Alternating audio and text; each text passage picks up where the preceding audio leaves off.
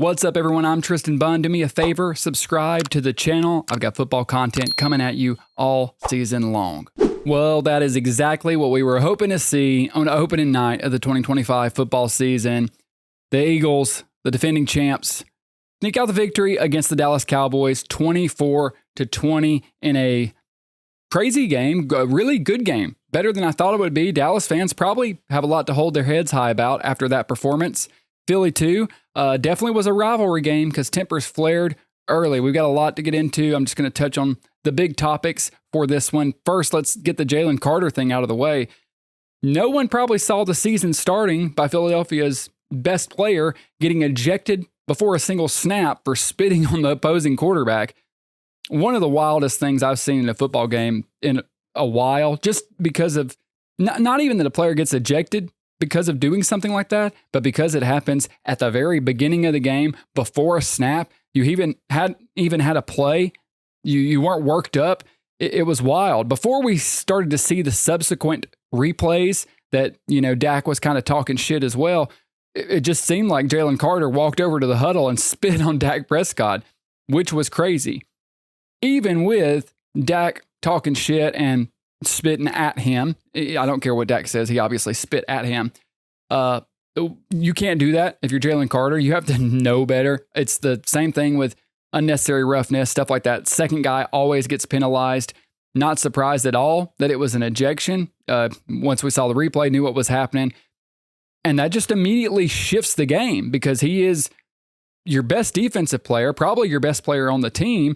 And Dallas has game planned around him. Dak talked about it after and how that changed the blocking scheme and changed the plan for the game and what they were planning to do and able to do running the football. They attacked the Philly defensive line early with Williams, just punched him in the mouth, running right up the middle because they lost Jalen Carter. Carter was probably planning on having a field day against the rookie lineman, and it just didn't work out that way. He's got to be more principled, more level-headed than that. That was one of the things coming out of the draft. This is going to be a big story a lot of people talk about. I think it's just stupidity. You just can't let your team down like that, making it about you.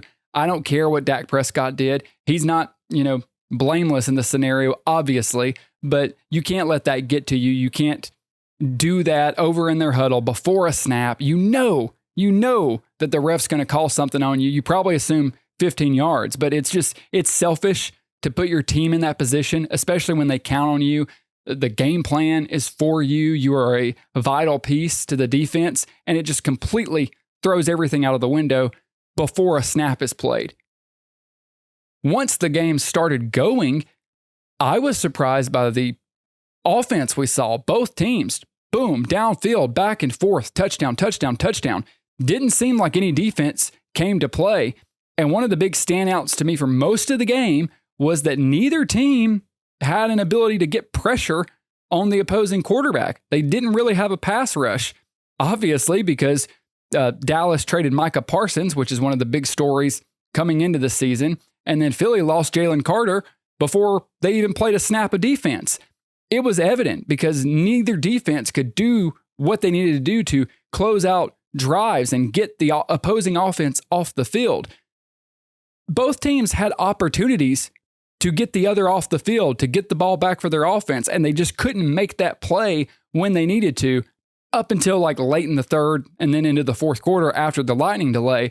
It was surprising to see them just going back and forth. I was surprised to see Dallas's offense look that good. Even with the absence of Jalen Carter, Dak looked on fire. One of the better games you'll see Dak Prescott play. It just seemed like every single ball was right where it needed to be. He was poised. He was reading the defense. He was making plays. CeeDee Lamb had a fantastic game for 3.5 quarters. George Pickens made a couple big plays, a big block. The Dallas offense was rolling. Dallas's defense looked kind of how we expected them to look, but they started to hold up later on in the game. Really, despite Dallas's offense kind of rolling early, Philly penalties kind of helped keep some of their drives alive and kept the game closer than it might have been had Philly played cleaner in the first half of the game.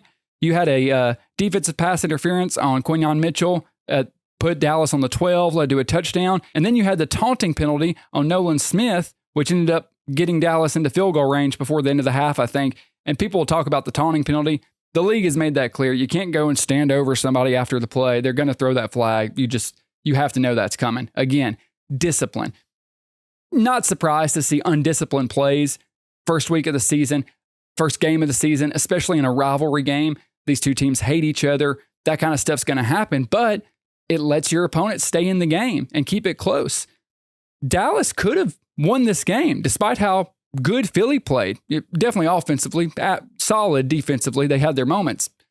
It was a story of missed opportunities for the Cowboys to me.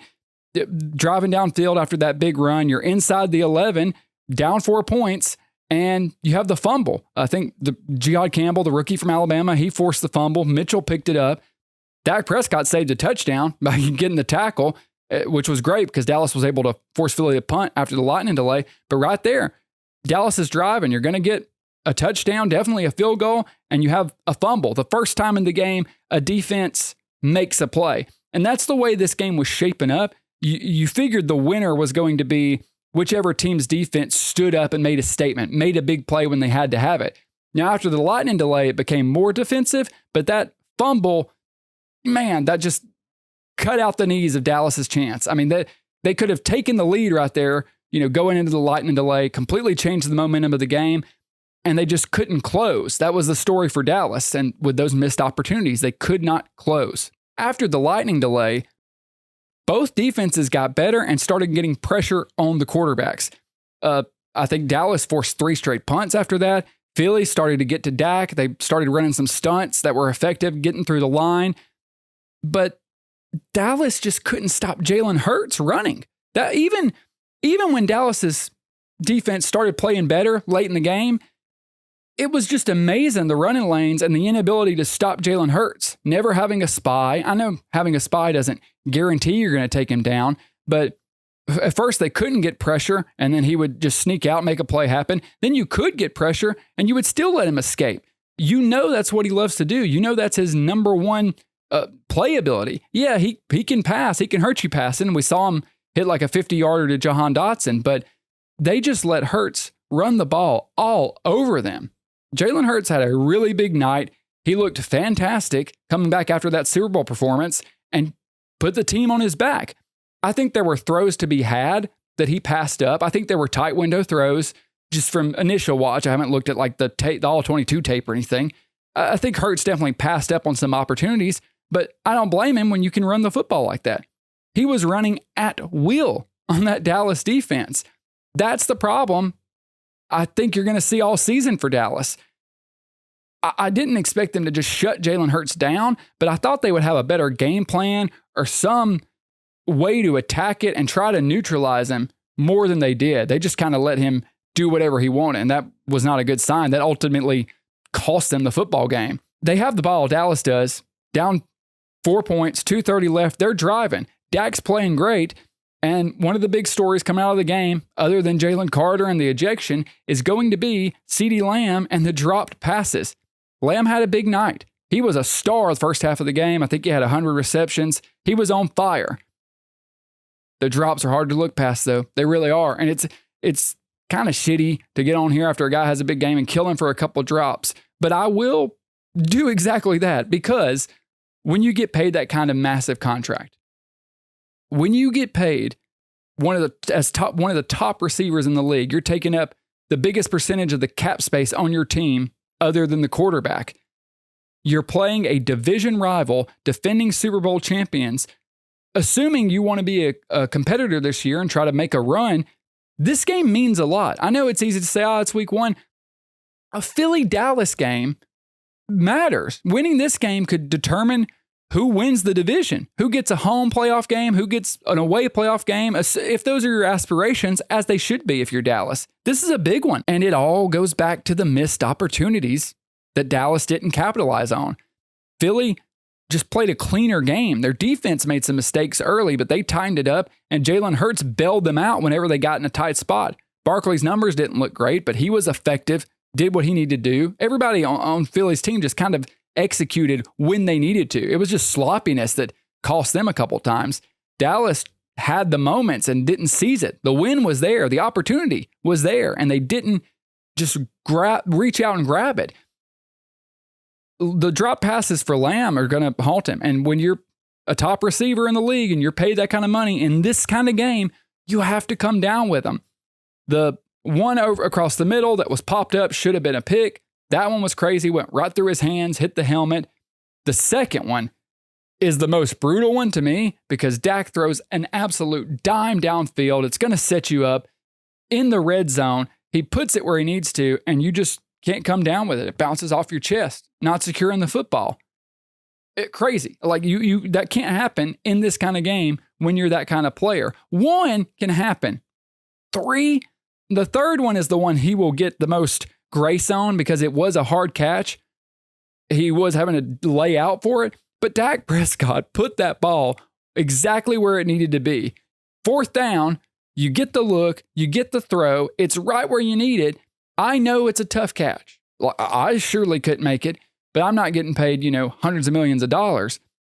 You've got to get it. You've got to make that catch. One of them. Yeah, you don't have to make them all. Can you make one? That's really where Dallas lost the game. Not the only spot, but when Dallas had those moments, they couldn't seize them. Philly on the opposite side, they did seize their opportunities. They did step up when they needed to, forcing the fumble, forcing the punts. Jalen Hurts, anytime there was a 3rd down that they had to have it, everyone in the stadium knew what was happening. Jalen Hurts was going to run the football, and Dallas had no answer.